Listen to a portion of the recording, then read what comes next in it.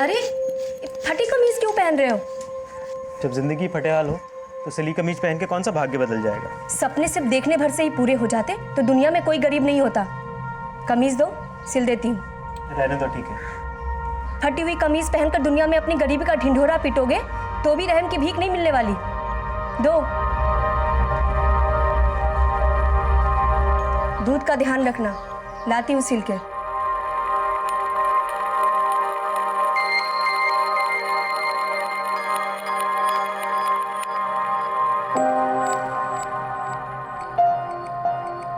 पापा, मैं गिट्टी खेल खेल के ना बोर हो गई हूँ। क्या आप मुझे नई साइकिल दिला सकते हो? तानिया को साइकिल चलाना अच्छा लगता है? हाँ, मुझे साइकिल चलाना बहुत अच्छा लगता है। और आप जब मुझे साइकिल दिलाओगे ना, तो मैं साइकिल को मैदान में जाके खूब चलाऊंगी और ट्यूशन तक भी ले जाऊंगी।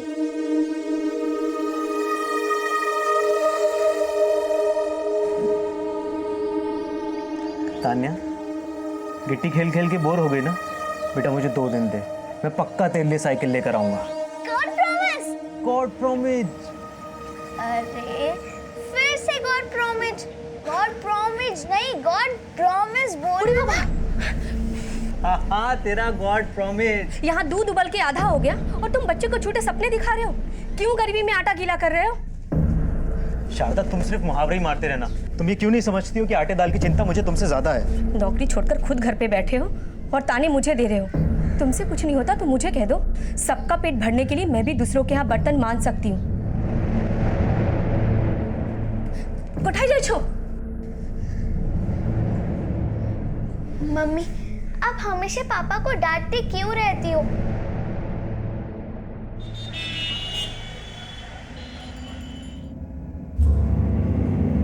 पापा, आप एक काम करो, आप मेरे लिए साइकिल मत लाओ, क्योंकि टीचर कह रही थी अगर उसकी फीस नहीं भरी तो वो मुझे स्कूल से निकाल देंगी।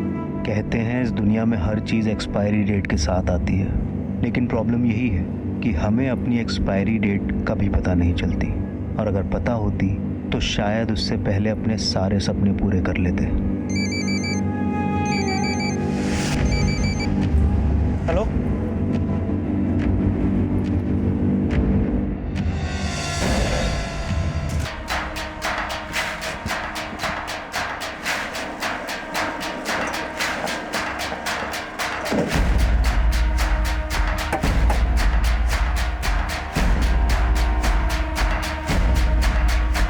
पीछे हटिए आप लोग, पीछे हटिए, पीछे हटो, पीछे हटो, पीछे पीछे। मोबाइल भी है, पैसे भी हैं। इसका मतलब है लूट के इरादे से मर्डर नहीं हुआ। सर, इसकी पॉकेट में एनवेलप भी है। नेगेटिव्स?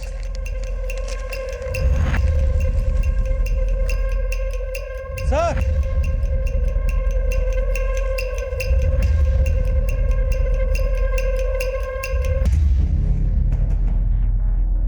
फोटो लो इसकी। सर ये तो कोई एंटी गन लगती है। हेमंत, गन को बैलिस्टिक और बॉडी को पोस्टमार्टम के लिए भिजवाओ, और इसके फोन को ऑन करवा के देखो, शायद इसके घर वालों के नंबर इसमें फीड हो। Yes sir.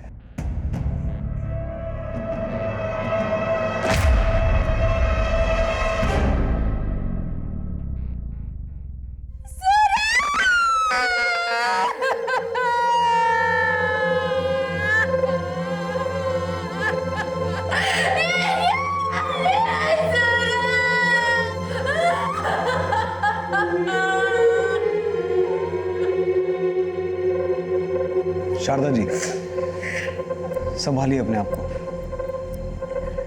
मुझे ये बताइए कि आपके पति सूरज घर से कुछ बोल के गए थे कि कहाँ जाने वाले हैं? बोलकर गए थे कि अपने लिए नौकरी ढूंढने जा रहे हैं। कब से नौकरी ढूंढ रहे थे वो? करीब 1 महीने से। इसके पहले वो किराने की दुकान पर नौकरी करते थे। पर शारदा जी, कोई तो ऐसी वजह रही होगी जो आपके पति को इस तरह से मारा गया। ठीक है, बाहर उनकी किसी से कोई दुश्मनी नहीं थी, लेकिन घर के अंदर ही परिवार में कोई रंजिश? नहीं साहब, उनका हमारी बेटी के सिवा कोई सगा नहीं था। जरा अच्छे से याद करके बताइए, आपने कभी अपने पति को किसी के साथ देखा हो या कोई ऐसी बात सुनी हो? ये साहब हमने कभी नहीं सुना, लेकिन हाँ, करीब 10 दिन पहले हम बाजार गए थे। वहां उन्होंने किसी को देखा था।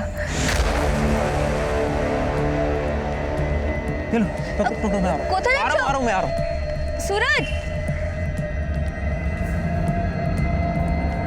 तब वो किसी से मिलने गए थे, लेकिन जब वापस आए तो बहुत जल्दी में लग रहे थे।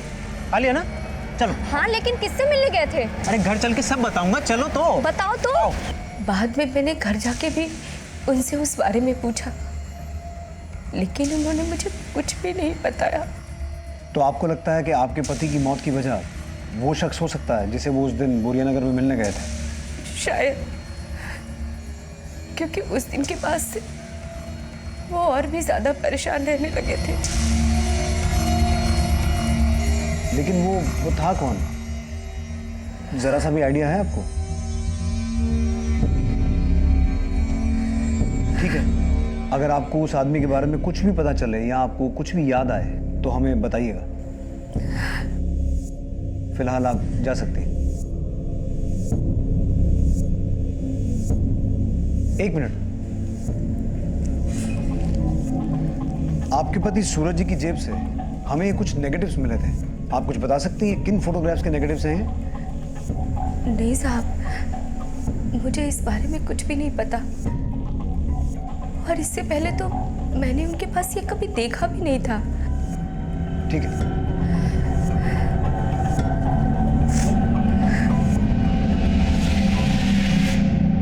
सर, रील कैमरा का ट्रेंड 8 से 10 साल पहले ही बंद हो गया था। फिर कोई नेगेटिव को संभाल के रखे, इसकी कोई ना कोई तो बड़ी वजह होगी। और सूरज की पत्नी का कहना है कि उसने नेगेटिव सूरज के पास में कभी देखे ही नहीं। तो क्या किलर जानबूझकर सूरज की जेब में नेगेटिव रख के चला गया? और क्राइम सीन पे गन का मिलना, सर सब कुछ सस्पिशियस लग रहा है। लेकिन विश्वास, फिलहाल तो सबसे बड़ा सवाल ये है कि एक मामूली सा गरीब आदमी जिसके पास खाने को भी लाले पड़े हुए थे, नौकरी नहीं थी, उसे कोई इतनी बेरहमी से क्यों और किस मकसद से मारेगा? सर, सूरज की बीवी ने डायरेक्ट शक किसी पे नहीं जताया, लेकिन वो कह रही थी कि सूरज के मर्डर से 10 दिन पहले सूरज किसी अनजान शख्स से मिला था। सर, कहीं कोई कहानी बनाकर तो नहीं चली गई? पर अगर कहानी बना भी रही है तो सामने तो आ ही जाएगी। तुम एक काम करो, फिलहाल इन नेगेटिव्स को डेवलप करवाओ, और जैसे ही सूरज के कॉल रिकॉर्ड्स आते हैं उन्हें स्टडी करो, और सूरज के आस पड़ोस, वो जहाँ पहले नौकरी करता था, हर जगह अच्छे से पूछताछ करो। सर, कहाँ रह गई मम्मी? मम्मी अब तक आई क्यों नहीं?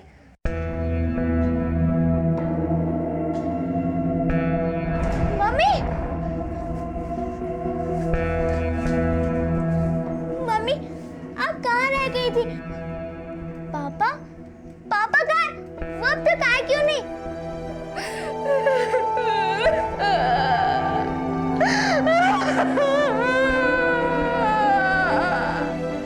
अपनी माली हालत से जूझता सूरज का परिवार घर के अकेले करता धरता सूरज को खो चुका था। एक गरीब इंसान जो 2 वक्त की रोटी कमाने के लिए संघर्ष कर रहा था, आखिर वो किसकी ऐसी दुश्मनी का शिकार हुआ जिस पर गोली दाग दी गई? सर वो नेगेटिव्स डेवलप करवाए। सर, नेगेटिव से पता चला है कि फोटोज किसी पारसी औरत की शोक सभा के हैं। जिस औरत की शोक सभा है उसका नाम तो लिखा है बैकग्राउंड में, लेकिन लोगों से कवर्ड है। सर, ये फोटो 16 साल पहले खींची गई थी। ये देखिए सर। लेकिन सूरज की हत्या का 16 साल पहले की शोक सभा की फोटो से क्या कनेक्शन हो सकता है जिसके नेगेटिव्स उसकी जेब में थे?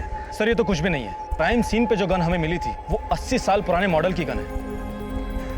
सर, ऐसी गन्स ब्रिटिश काल में बना करती थी। गन की बैलिस्टिक और पोस्टमार्टम रिपोर्ट का क्या स्टेटस है? सर, रिपोर्ट कल तक आ जाएंगे। सर, 16 साल पुरानी फोटोज और 80 साल पुराने मॉडल की गन, सर इस केस की जड़ें जरूर गहरी है।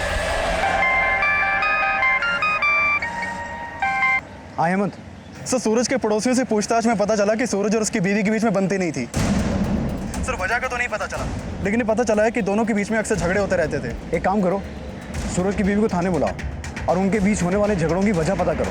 हो सकता है उन दोनों के बीच कोई तीसरा हो जिसकी वजह से सूरज की मौत हुई। तुम्हारे पति सूरज की जेब से जो नेगेटिव्स मिले थे, ये उसके फोटोग्राफ्स हैं। किसी पारसी औरत की शोक सभा के हैं। मुझे नहीं पता साहब कि ये सब कौन है। तो तुम इनमें से किसी को नहीं जानती? नहीं साहब, अगर तुम किसी को नहीं जानती तो किसी पारसी औरत की शोक सभा के फोटो के नेगेटिव तुम्हारे पति सूरज की जेब में क्या कर रहे थे? मुझे ये सब नहीं पता साहब। मुझे तो ये भी नहीं पता कि सूरज किसी पारसी को जानते थे भी या नहीं। शारदा, हमें पता चला है कि तुम्हारे और सूरज के बीच रिश्ता कुछ ठीक नहीं था। तुम्हारे अक्सर झगड़े हुआ करते थे। कहीं तुम्ही ने तो तंग आकर उसे। साहब, आप मुझ पे शक कर रहे हैं साहब? आजकल छोटी छोटी बातों को लेकर मर्डर भी हो जाया करते हैं शारदा। सूरज की पोस्टमार्टम रिपोर्ट। सर, सूरज की मौत 7 नवंबर को शाम 4 बजे हुई थी और बैलिस्टिक रिपोर्ट से ये कंफर्म है कि क्राइम सीन पे जो गन हमें मिली थी उस गन से ही सूरज को पॉइंट ब्लैंक पे शूट किया गया था। जिस वक्त सूरज की हत्या हुई उसकी बीवी कहाँ थी? सर, उसकी बीवी घर पर ही थी। सर, हमने उसके कॉल रिकॉर्ड्स को भी चेक किया है। अफेयर का तो कोई क्लू नहीं मिला। लेकिन सर, सूरज की मौत बहुत ही प्लानिंग से की गई। मतलब? सर, सूरज को जल मंदिर के एक पीयूसी से कॉल आया था दोपहर के 2:30 बजे और उस वक्त सूरज बोरिया नगर में था। सूरज की हत्या हुई 4 बजे और उसकी डेड बॉडी मिली दीगानगर के आउटस्कर्ट्स में। तो हो ये भी सकता है विश्वास कि 2:30 बजे जल मंदिर के पीसीओ से जो फोन किया गया वो उसे क्राइम सीन पर बुलाने के लिए किया गया हो।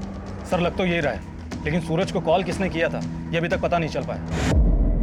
सर, हमने पूछताछ की है, कोई क्लू नहीं मिला। और सर, वहाँ पर कोई सीसीटीवी भी नहीं है। इसका मतलब है जो कोई भी था वो इतना अलर्ट था कि उसने मोबाइल का इस्तेमाल नहीं किया।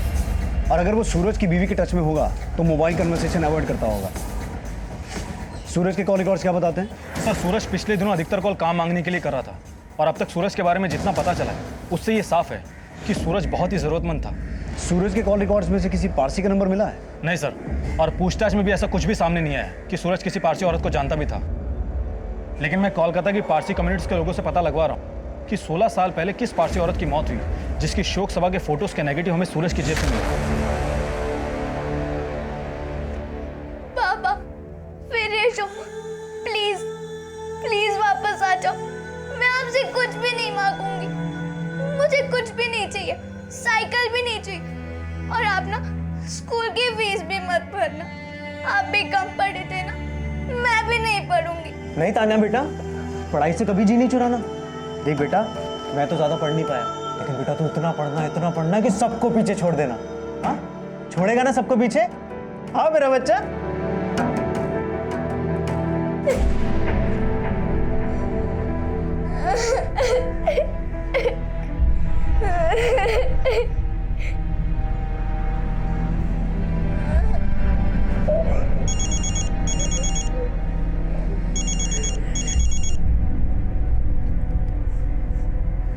हेलो सर, सूरज पहले जिस दुकान पे नौकरी करता था उस दुकान के मालिक से मेरी बात हुई।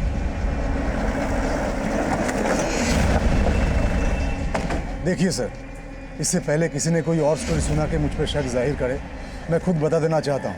1 महीना पहले सूरज ने मेरे गाला से पैसा चुराया था, इसलिए हमने उसको नौकरी से निकाल दिया। सूरज की बीवी ने हमें बताया था कि सूरज ने खुद नौकरी छोड़ी थी और अब हमें पता चल रहा है कि उस पर चोरी का इल्जाम लगा था, इसलिए उसे नौकरी से निकाला गया था। कहीं ऐसा तो नहीं कि सूरज की बीवी उसके बारे में और बहुत कुछ जानती है, हमसे छुपा रही है? हो सकता है सर, लेकिन दुकान का मालिक सच बोल रहा है इस बात की भी कोई गारंटी नहीं है। मेरी दुकान पे काम करने वाले वर्कर से बात हुई, लेकिन उन्होंने दुकान के मालिक के बारे में कुछ और ही बोला है। साहब, सूरज कभी चोरी नहीं कर सकता, वो बहुत ईमानदार था। पर तुम्हारा मालिक सूरज पे चोरी का इल्जाम क्यों लगा रहा है? साहब, सूरज कई वक्त से तनख्वाह बढ़ाने के लिए बोल रहा था, पर वो टाल रहे थे। साहब, वो तो टाइम पे तनख्वाह भी नहीं देते थे। कई बार इस बात पे सूरज की उनसे कहा सुनी भी हुई, शायद इसीलिए साहब उसको चोरी का इल्जाम लगा के उसे नौकरी से निकाल दिया। क्या नाम है सूरज के मालिक का? विनोबा मित्रा। उसकी पूरी कुंडली निकाल रहा हूँ सर। लेकिन बाकी वर्कर्स को भी भूलना मत। हो सकता है मालिक सच बोल रहा हो, वर्कर्स झूठ बोल रहे हैं। और सूरज की बीवी पे नजर रखो। Okay sir. सूरज की हत्या में सूरज की बीवी, सूरज का मालिक और सूरज के साथ काम करने वाले को-वर्कर्स पुलिस की राडार में थे। सूरज की बीवी का कहना था कि उसने सूरज को बोरिया बाजार में किसी से मिलते हुए देखा था जो उसका हत्यारा हो सकता था। लेकिन क्या इसमें कोई सच्चाई थी या सूरज की बीवी पुलिस को गुमराह करना चाहती थी?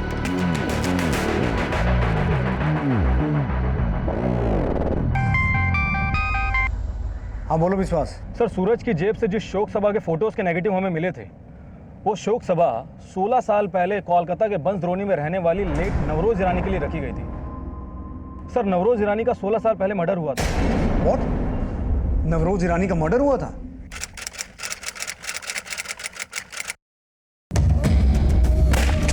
लेकिन सर, अभी तक ऐसा कुछ भी पता नहीं चला है कि सूरज नवरोज ईरानी को जानता भी था या नहीं। लेकिन सूरज की जेब से हमें नवरोज ईरानी की शोक सभा के फोटो के नेगेटिव्स मिले थे, तो उसका नवरोज ईरानी से कोई ना कोई कनेक्शन तो होगा।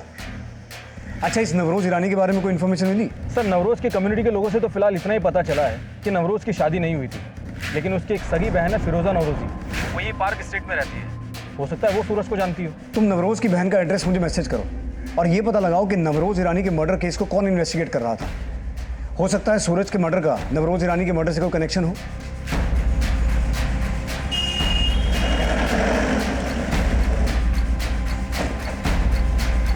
फिरोजा मैडम है?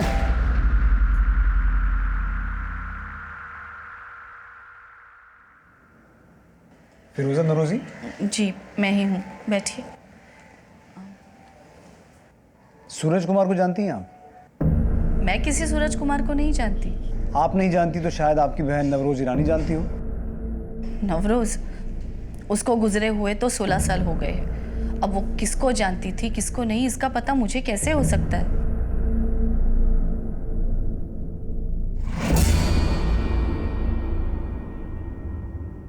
वो मेरा बेटा है साइरस।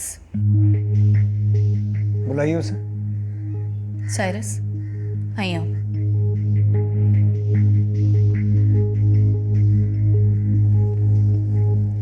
साइरस, हम दरअसल ये जानना चाहते थे कि आप या आपकी मदर किसी सूरज कुमार को जानते हैं?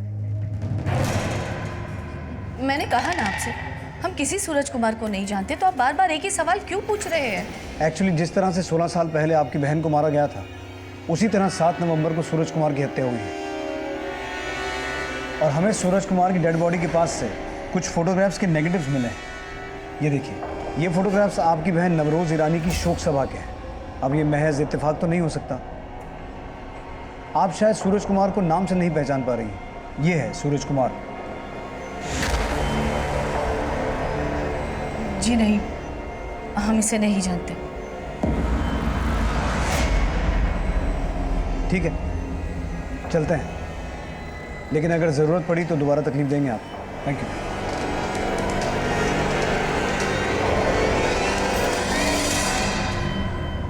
नवरोज आंटी के शोक सभा के फोटोज उस आदमी के पास कैसे पहुंचे? अब वो सब मुझे कैसे मालूम होगा? और तू बोल, आ चक्कर शू छे?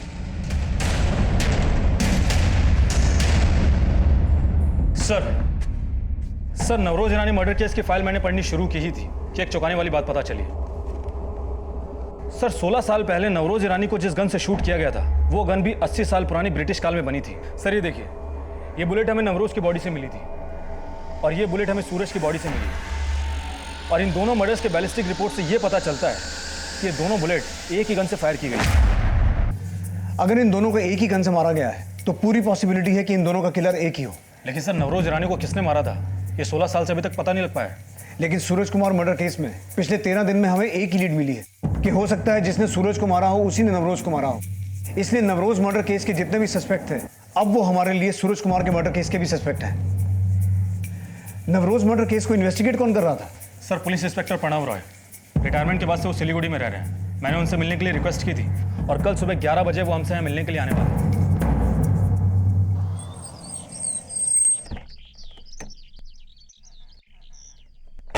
सूरज, शारदा, नवरोज ईरानी मर्डर इन्वेस्टिगेशन के दौरान ये दोनों नाम कभी सामने आए नहीं। आई एम ऑल्सो सरप्राइज्ड कि सूरज का भी उसी गन से मर्डर हुआ 16 साल पहले जिस गन से नवरोज ईरानी का मर्डर हुआ था। सर माना कि नवरोज ईरानी केस सॉल्व नहीं हो पाया, पर आपकी गट फीलिंग क्या कहती है? नवरोज को किसने मारा होगा? हमारा पहला सस्पेक्ट था साइरस नवरोजी।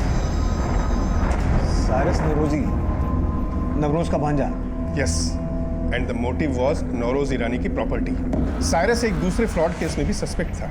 एक्चुअली उसने एक चिट फंड कंपनी खोल रखी थी और लोगों से काफी पैसे वसूल लिए थे कंपनी के बिहाफ पे। पैसा लौटाने का बहुत प्रेशर था उसके ऊपर और नवरोज के मर्डर के बाद उसने नवरोज की प्रॉपर्टी पर क्लेम किया और नवरोज का घर 87 लाख रुपए में बेच दिया। इस केस में हमने उसे अरेस्ट भी किया था, बट उसके खिलाफ कोई एविडेंस ना होने की वजह से कोर्ट ने उसे रिलीज कर दिया। But I strongly doubt that boy was clean. Cyrus के अलावा और कोई सस्पेक्ट? हमें बहुत स्ट्रांगली लग रहा था कि नवरोज मर्डर में जगत राय का हाथ हो सकता है। जगत राय जो एमएलए है? हाँ, नवरोज ईरानी जिस कंपनी में सेक्रेटरी थी, उस वक्त जगत राय वहां के वर्कर्स यूनियन का लीडर था और उसने कंपनी में स्ट्राइक करवा दी थी। इसको लेकर नवरोज और जगत राय में काफी झगड़ा हुआ था। आप लोग अंदर नहीं जा सकते। हमें एमडी विनोद साय से मिलना है अभी। वो आज ऑफिस नहीं आए हैं। तुम बोलोगे और हम मान लेंगे। यहाँ तमाशा मत करो, जस्ट लीव। और नहीं गए तो? I said leave, so leave. अपनी औकात में रहना, समझी तू? जगत राय ने थप्पड़ ही नहीं मारा, जान से मारने की धमकी भी दी नवरोज को। और इस मैटर में नवरोज ने केस फाइल कर दिया जगत राय के खिलाफ। जेल से छूटने के 3 महीने बाद नवरोज का मर्डर हुआ और यही वजह थी कि जगत राय हमारे रडार में आया, बट उसके खिलाफ कोई एविडेंस नहीं था। सर नवरोज का जब मर्डर हुआ था तब वो 40 साल की थी और सूरज तब 16 साल का था।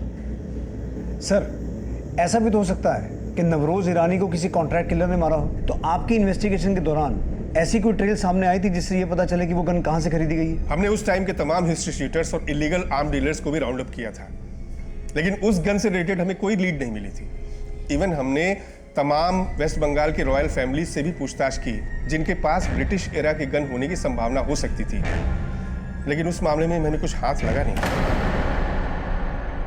सर अपने खबरियों के नेटवर्क से भी उस गन से रिलेटेड कोई क्लू नहीं मिला है। विश्वास, ये गन 16 साल पहले एक मर्डर में इस्तेमाल हुई और वही गन 16 साल बाद एक दूसरे मर्डर में इस्तेमाल हुई। तो इस बात की भी पूरी पॉसिबिलिटी है कि इन 16 सालों के दौरान और कई मर्डर्स में इस गन का इस्तेमाल किया गया हो। एक काम करो, पिछले 16 सालों में जितने भी मर्डर्स गोली मार के हुए हैं उन सबकी बैलिस्टिक रिपोर्ट चेक करो। सर जगत राय और साइरस, ये दोनों नवरोज ईरानी मर्डर केस के प्राइम सस्पेक्ट थे।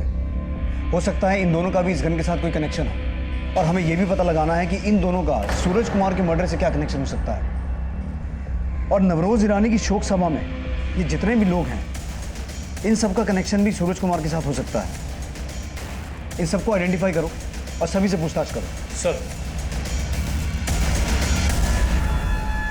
जिस कंपनी में नवरोज मैम सेक्रेटरी थी वहीं मैं सेल्स एग्जीक्यूटिव था।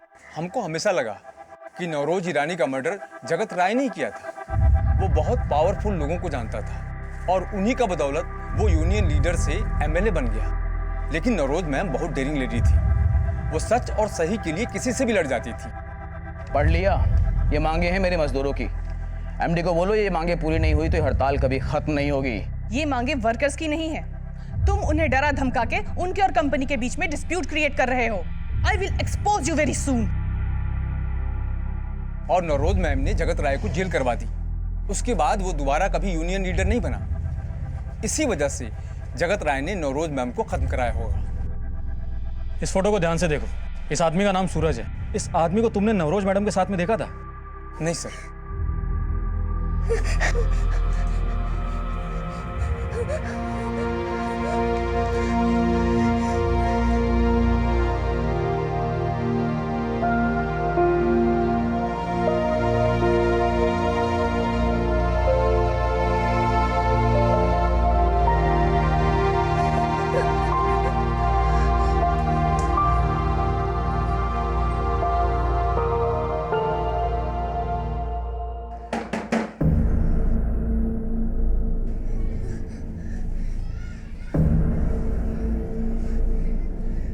बेटा कहाँ है तुम्हारी मम्मी? मम्मी घर पे नहीं है, आप चले जाइए यहाँ से। ये मेरे पापा का घर है।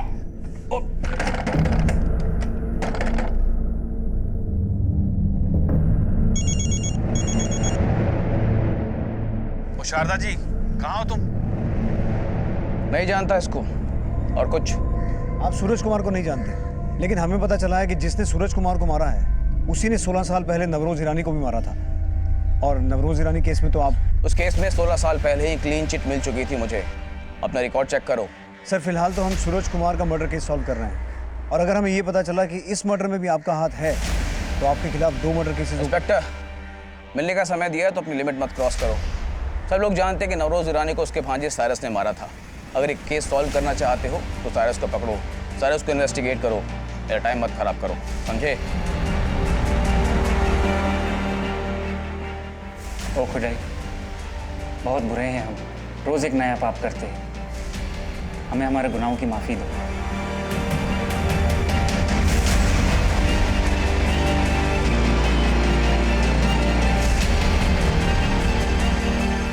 वो मैंने चिट फंड के लिए जो लोगों से पैसे लिए थे वो नवरोज आंटी का घर बेचकर भी नहीं चुका पाए। I am really scared. कहीं वो मुझे पनिश ना करें।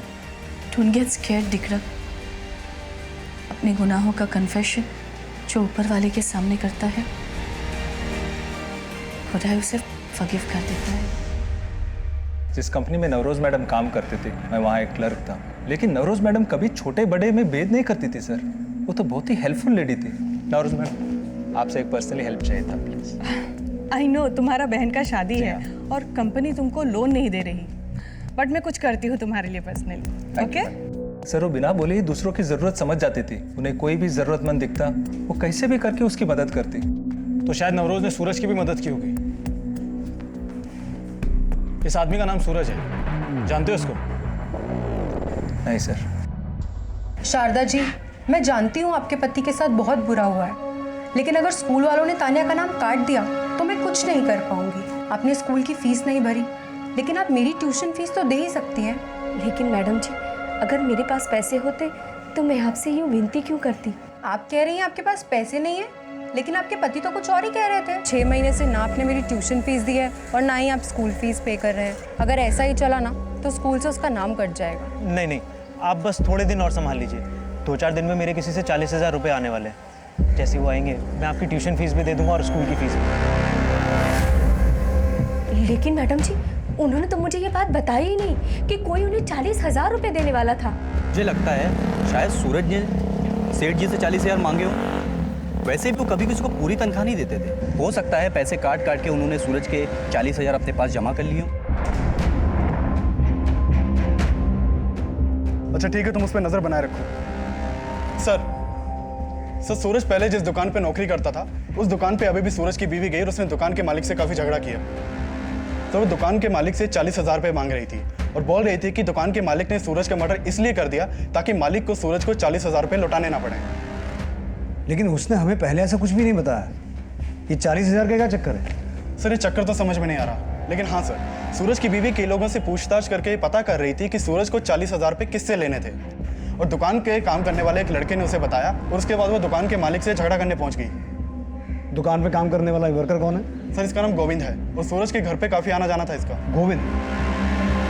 हेमंत, कहीं इस गोविंद और शारदा के बीच में कुछ चल तो नहीं रहा है? नहीं सर, ऐसा कुछ लगता तो नहीं, लेकिन इस गोविंद ने पहले दुकान के मालिक के खिलाफ ही बोला था। दुकान के मालिक के खिलाफ कुछ मिला? नहीं सर, ना तो दुकान के मालिक के खिलाफ कुछ मिला, ना शारदा के और ना गोविंद के। हेमंत, ये 40,000 की कहानी और शारदा के अफेयर का एंगल सब कुछ अच्छे से पता करो। हो सकता है बोरिया नगर वाली कहानी भी झूठी हो। वहां सूरज ने किसी अनजान आदमी को नहीं, बल्कि अपनी बीवी को उसके लवर के साथ देखा हो। हेमंत, शारदा और सूरज का पिछले 16 साल का इतिहास निकाल। Okay sir. पुलिस शारदा को अब भी शक की नजर से देख रही थी और इसके साथ साथ सूरज का मालिक, सूरज के साथ काम करने वाले गोविंद, सब सूरज मर्डर केस के सस्पेक्ट नजर आ रहे थे। और पुलिस ये भी मान रही थी कि 16 साल पहले नवरोज ईरानी को मारने वाला भी सूरज का हत्यारा हो सकता है।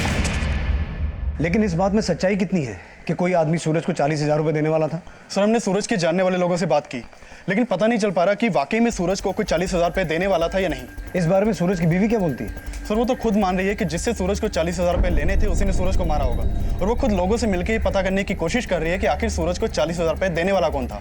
हेमंत, ऐसा भी तो हो सकता है कि वो लोगों को मिलकर जानबूझ के ये भ्रम खड़ा कर रही है कि जिस किसी से सूरज ने 40,000 रुपये लेने थे उसी ने सूरज को मारा है, जबकि ना तो कोई 40,000 रुपये देने वाला है और ना ही कोई वो जिसके साथ उसने बोरिया नगर में सूरज को देखा था। सर इन फोटोग्राफ्स में कुल 30 लोग हैं, जिनमें से 23 को आइडेंटिफाई करके हमने उनसे पूछताछ की। उनमें से कोई भी सूरज को नहीं जानता और ना ही ऐसे डॉट्स कनेक्ट हो रहे हैं जिससे लगे कि नवरोज को मारने वाला ही सूरज का हत्यारा हो। जो नवरोज की हत्या के 16 साल बाद भी पकड़ा नहीं गया, वो इतनी आसानी से हाथ नहीं आएगा। बाकी बचे 7 लोगों को भी आइडेंटिफाई करो, फिर देखते हैं इन दोनों केसेस का आपस में क्या कनेक्शन है। सर नवरोज की हत्या के 10 साल बाद साल 2010 में एक एक्स आर्मी मैन ने ठीक उसी तरह की गन से अपने कजन की हत्या की थी, जिस तरह की गन से नवरोज और सूरज की हत्या हुई थी। सर इस एक्स आर्मी मैन का नाम जगदीश कुमार है और ये आजकल भोपाल जेल में बंद है।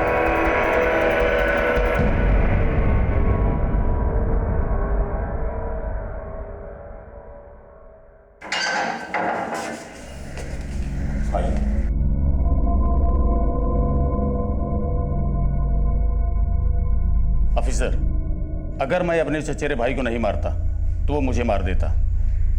मुझे उसे मारने का कोई अफसोस नहीं। देखिए, हम आपसे सिर्फ इतना जानना चाहते हैं कि आपने जिस गन से अपने भाई को मारा था वो गन ब्रिटिश काल की बनी हुई थी। आपको वो गन मिली कहाँ से? असलम ने दी थी वो गन मुझे। असलम?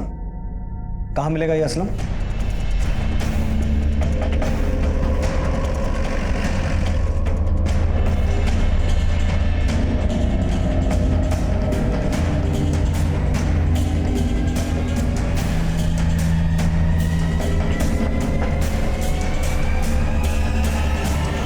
मानता हूं कि जगदीश कुमार को वो गन मैंने ही दी थी, लेकिन अब तो मैं उसकी सजा भी काट चुका हूं। लेकिन 9 साल पहले तूने जो गन जगदीश कुमार को दी थी वो अब किसके हाथ लग गई जो एक और मर्डर हो गया? साहब वो गन मेरी नहीं थी साहब, मैं तो एक मामूली सा देसी कट्टा सप्लाई करता था साहब। वो गन तो एहसान की थी। एहसान कौन?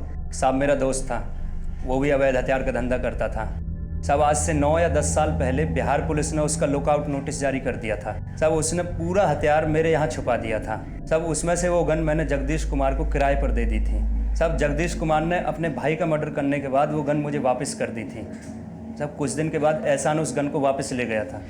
तो तू ये कहना चाहता है कि 16 साल पहले नवरोज और अब 16 साल बाद सूरज के मर्डर में जो गन इस्तेमाल हुई वो तूने नहीं, एहसान ने सप्लाई की? 16 साल बाद? लेकिन साहब एहसान कैसे गन सप्लाई कर सकता है? क्यों? वो तो 6 साल पहले पुलिस इनकाउंटर में मारा गया। एहसान है।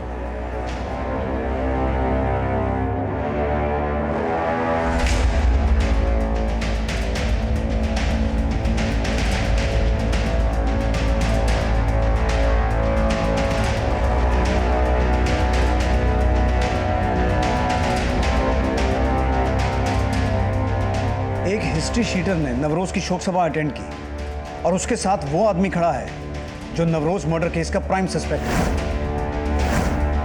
विश्वास, कहीं ऐसा तो नहीं कि सारिस ने ही एहसान को नवरोज को मारने के लिए कहा हो? लेकिन सर, नवरोज के मर्डर के करीब 10 साल बाद एहसान एनकाउंटर में मारा गया था, तो फिर सूरज का मर्डर किसने किया और किस मकसद से?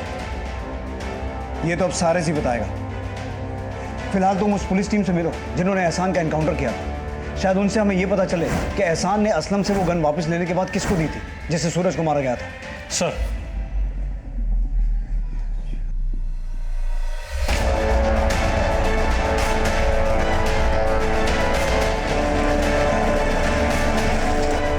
नवरोज ईरानी को जिस गन से मारा गया था वो इस आदमी की थी जो आपके साथ खड़ा है। हो सकता है आपके कहने पे ही नवरोज ईरानी को मारा गया हो। व्हाट? ये आदमी मेरे साथ खड़ा है तो आप कुछ भी बोलेंगे? हमें तो ये भी नहीं पता कि इसका नाम एहसान था। जैस्मिन ने इसका नाम फैज बताया था। फैज? सर, इन तीनों में से ये एहसान है।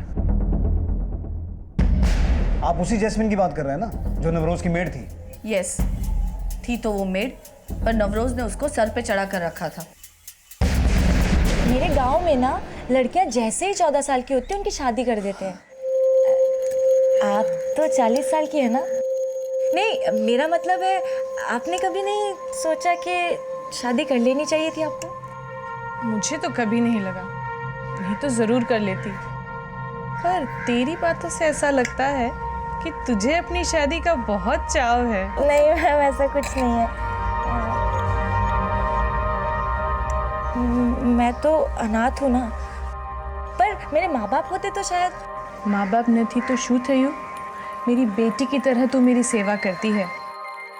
समझ ले, मैं ही तेरी माँ हूँ। देखते ही देखते जैस्मिन ने नवरोज के दिल पे ऐसा जादू चलाया कि वो जैस्मिन को अपने बेटी की तरह रखने लगी। लेकिन हद तो तब हो गई जब जैस्मिन उस फैज को भी घर में ले आई। नवरोज, तेरा एब्सेंस में वो लड़का रोज इधर आता है, पता नहीं किस चोरू चक्के के साथ। ये फैज चोर नहीं है मैम। तो छे कौन ही छोकरो?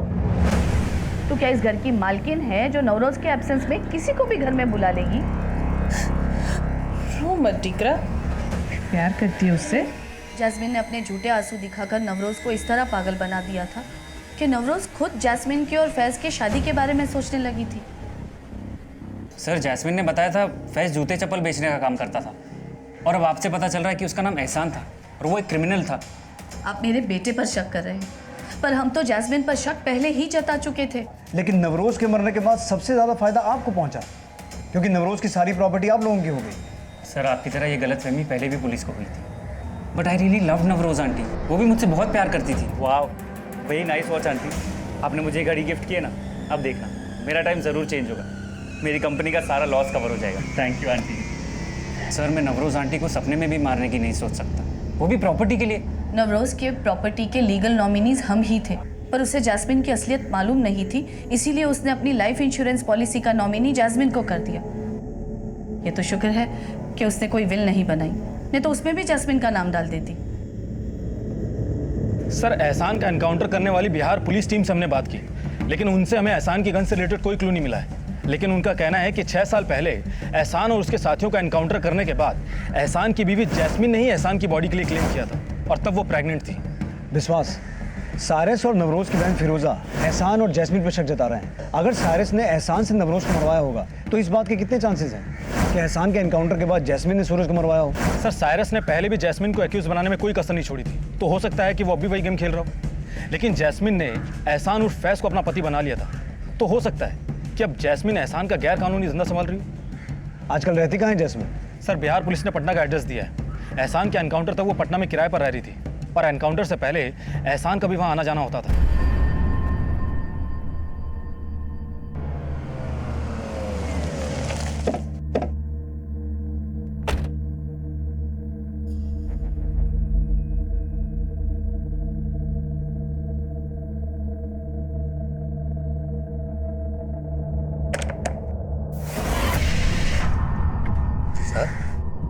जैस्मिन यही रहती है? रहती है? अरे उसको तो मर के 4 साल हो गए। जैस्मिन मर चुकी है? उसका पति जुनेद जब मरा था तो वो पेट से थी। पति की मौत का सदमा नहीं बर्दाश्त कर सकी, वो भी मर गई बेचारी। क्या नाम बताया आपने उसके पति का?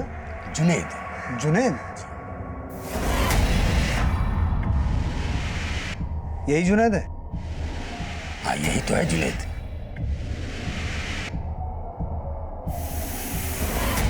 सर ये बात तो साफ है, जैस्मिन नवरोज के इंश्योरेंस पॉलिसी की नॉमिनी थी, भले उसे इंश्योरेंस का पैसा ना मिला।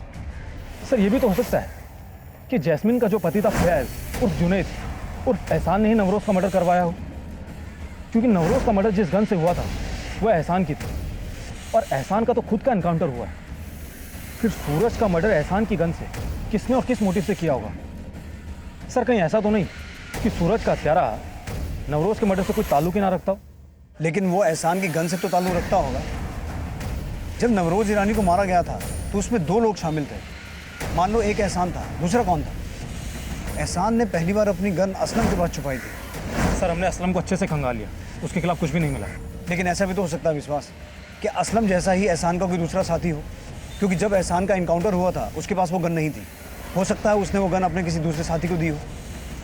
इस एहसान का पूरा क्रिमिनल बैकग्राउंड खंगालो, कोई ना कोई ऐसा जरूर मिलेगा जिसका सूरज के मर्डर से कोई कनेक्शन है।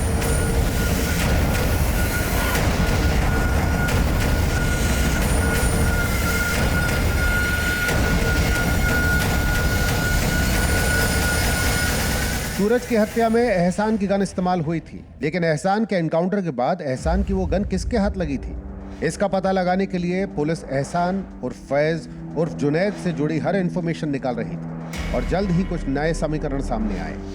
सर एहसान के साथ जो 2 क्रिमिनल्स एनकाउंटर में मारे गए थे वो ब्रिजेश और रामाधीर थे।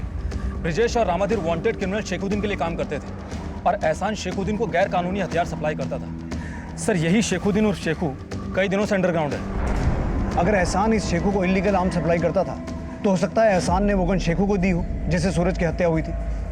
ये जहाँ कहीं भी अंडरग्राउंड है, अपने खबरियों से कहो उसे खोद के निकालें, क्योंकि अब ये शेखू ही बताएगा कि सूरज की हत्या का 16 साल पहले हुई नवरोज की हत्या से क्या कनेक्शन है। शेखू का पता लगाने के लिए पुलिस ने बिहार से लेकर वेस्ट बंगाल तक अपना खबरी नेटवर्क एक्टिव कर दिया। नवरोज और सूरज मर्डर से जुड़े सभी लोगों से पुलिस शेखू तक पहुंचने का तार ढूंढ रही थी। 40 दिन बाद पुलिस को शेखुद्दीन और शेखू के पटना में छिपे होने की इंफॉर्मेशन मिली।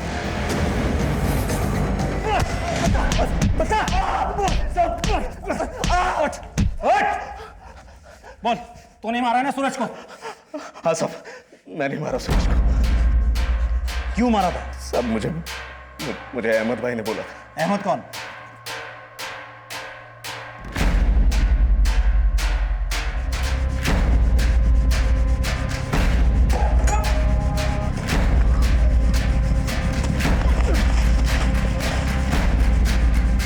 ऐसा नहीं है, अहमद है। एनकाउंटर में ऐसा नहीं, हमारा दूसरा साथी जमील मारा गया था। तो फिर एहसान की बीवी जैस्मिन ने उस बॉडी को एहसान की बॉडी मानकर आइडेंटिफाई क्यों किया था? साहब, जैस्मिन को मैंने बोला था कि जमील की बॉडी को आइडेंटिफाई करके बोल दे कि वो मैं ही था। तो जैस्मिन ने नवरोज की इंश्योरेंस पॉलिसी क्लेम करने के लिए तुझसे बोल के नवरोज को मरवाया? नहीं साहब, जैस्मिन को इस बारे में कुछ नहीं पता था। जैस्मिन को मैंने झूठ बोला था कि साइरस मुझे नवरोज मर्डर केस में फंसवा सकता है, तो इसलिए जमील की बॉडी को आइडेंटिफाई करके बोल दे कि वो मैं ही हूँ। साहब, जैस्मिन को तो ये भी नहीं पता था कि नवरोज को मैंने मरवाया था। सब एहसान के कहने पे मैंने ही नवरोज को मारा था। तेरे साथ एक और भी तो था, वो कौन था? वो सूरज था साहब। सूरज? शेखू मेरे गांव का था, वही सूरज को अपने साथ लाया था। बोला था ज़रूरतमंद है, पैसे के लिए कुछ भी करेगा। मैंने दोनों को उस मर्डर के लिए 50-50 हज़ार रुपए देने का कहा था। अरे ये तो 10,000 है। एहसान ने सूरज को सिर्फ 10,000 दिया था। सूरज इस बात से दुखी था ही था, लेकिन उससे ज्यादा उसे नवरोज के मर्डर का पछतावा हो रहा था। उसका दिल कांप गया था उस मर्डर के बाद। बोला आगे कभी गलत काम नहीं करेगा। लेकिन 2.5 महीने पहले सूरज ने मुझे बोरिया नगर में देख लिया था। ये पकड़ो, मैं आ रहा हूँ 1 मिनट। सूरज!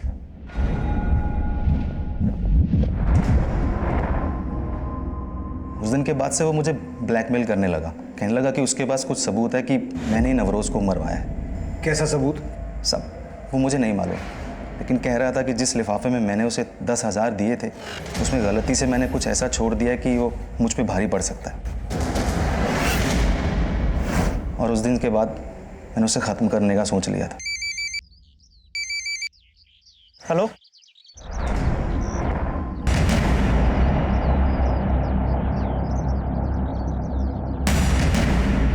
शेखू! सूरज!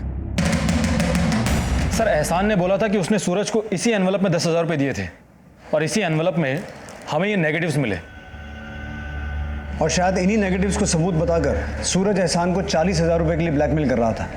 और इन्हीं नेगेटिव्स की मदद से हमने 16 साल पुराना नवरोज मर्डर केस भी क्रैक कर लिया। सूरज ने नवरोज की हत्या के बाद अपराध को अलविदा कहने का निश्चय तो कर लिया था, लेकिन जब उसकी जरूरतों ने उसे 16 साल बाद उस मर्डर कॉन्ट्रैक्ट के बाकी बचे 40,000 रुपए वसूलने की मृत तृष्णा दी, तो बदले में उसे सिर्फ मौत मिली। माना सुबह का भूला अगर शाम को घर वापस आ जाए तो उसे भूला नहीं कहते, लेकिन इरादा कमजोर हो और इंसान इम्तिहान देने से डरता हो तो उसका किया उसे कभी नहीं बख्शता। और हमारा किया हमारे अपनों को